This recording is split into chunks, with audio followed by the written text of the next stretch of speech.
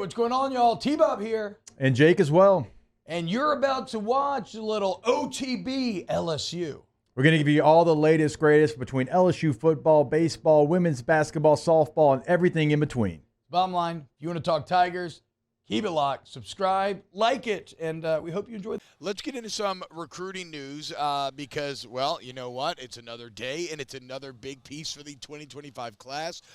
First off, I want to cite my work, really great work by Billy Embody of On Three, Billy. breaking this all down. But we talked about it yesterday. They had the Cajun Bash over the weekend. And one of the news, they got, of course, the quarterback, Hebert Antoine, but then one of the other pieces of news was they were expected to get another 318 commit, Calvary Baptist, Devin Harper. Well, that commit came in today. Of course, Devin Harper, this is according to the On3 composite, right? So this they call it the On3 industry ranking. This takes all the recruiting services, weights them together, and this is what you get. Devin Harper is the number 156 prospect overall, yeah. So top 200 guy, 7th interior offensive lineman, and the number 3 prospect in the state of Louisiana. So the O-line pipeline all of a sudden that is LSU continues to flourish and continues to pay dividends. Yeah, so a couple things here. I was on the field yesterday, and I was talking to different college staffs, and one of the major staffs, Texas, was there as well. And they know I'm from Shreveport, and they know my brother coaches at Calvary Baptist where he went to school, and they're like, hey, like, tell us about it. Like, we really, really want to get him to Austin or something. Oh, is it about Leary? Yeah. Was that Brandon Harris trying to bark up that No, tree? it actually wasn't Brandon. I saw Brandon Harris, but it was actually like somebody else in their department. I don't know how he knew I was from Shreveport, but he asked me if I knew anything about Calvary. I was like, yeah, my brother coaches there. So, like, Texas was very, very in on his recruitment. So it was funny, like, had that conversation about him, and then all of a sudden, like, here he is. He's committing to LSU. He's a hell of a football player, so far on tape. And also, like, Calvary Baptist, they win a state championship game last year, so he was one of their star players. But also Simon, a running back, was one of their star players. He's a 4-star running back out of Calvary. Everybody in the country's offered him as well. So this points to – maybe a good sign for LSU that they could get him as well. I did want to shout out Brandon Harris real quick because he is someone who, unfortunately, around LSU parts, his name has become kind of synonymous with, the worst days of the Les Miles quarterbacking era. It's the old Anthony Jennings, Brandon Harris thing, right? Yeah, it's like, you had Jefferson and Lee, and then it was Harris and Jennings, yeah. And it ignores the fact that I have said for a long time now that, I don't think any of those guys were positioned to succeed. Like Jordan Jefferson, people want to blame him for the national championship. He was put in an awful position.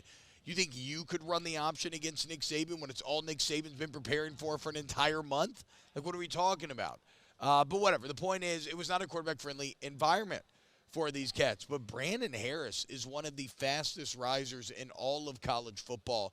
He is now the GM of Texas. Yep. That's right.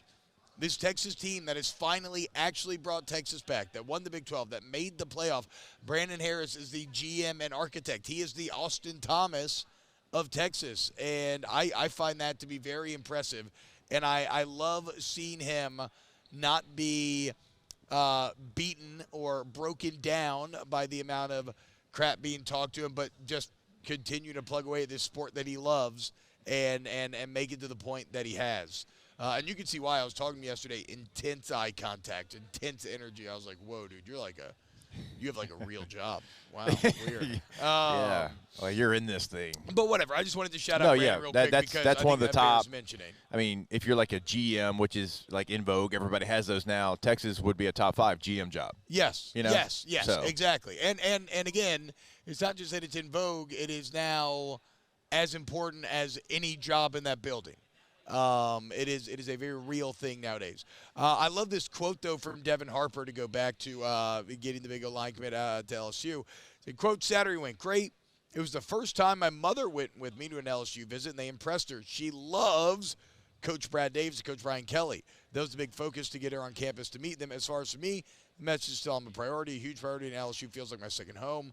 When I go there, I'm very comfortable, and I feel like I'm around family with the whole staff. But I wanted to highlight the Brad Davis portion of this because I hope that Brad Davis becomes a national champion at some point because I want him to get the credit that he should for elevating this offensive line room in the way that he has. Now, I know that they won the Joe Moore, and I know that that 2019 line was very good. A lot of NFL players. Yeah. So I'm not saying that you haven't had great lines in the past because you absolutely have, but there is a level of consistency that I think we're going to see over the next few years in terms of guys going to the NFL year in and year out. Like on our O-line, we made the Natty. We're really good. We're kicking ass, but nobody made the league. Same on mine. Yeah, so exactly, Yeah. right? So, like, no, these guys, these are some real dogs, and it all goes back to since Brad Davis showed up, his ability to recruit, then to develop, getting 2 freshman tackles to play in the manner that he did last year.